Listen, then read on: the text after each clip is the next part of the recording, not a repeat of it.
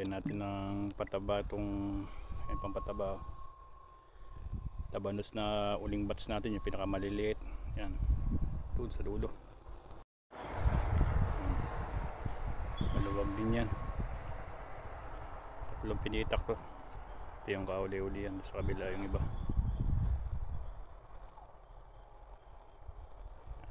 Labanos po. Ito yung pinakauling bats natin, yung pinakamaliliit.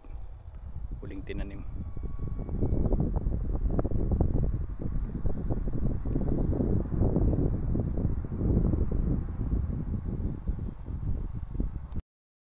Mga lettuce na tinanim natin uli, maliliit. Ayan.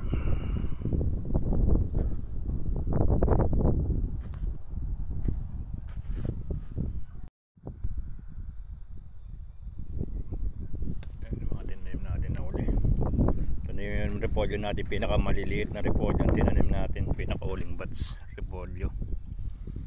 Ito naman labanos. Ito naman sa kabila lettuce.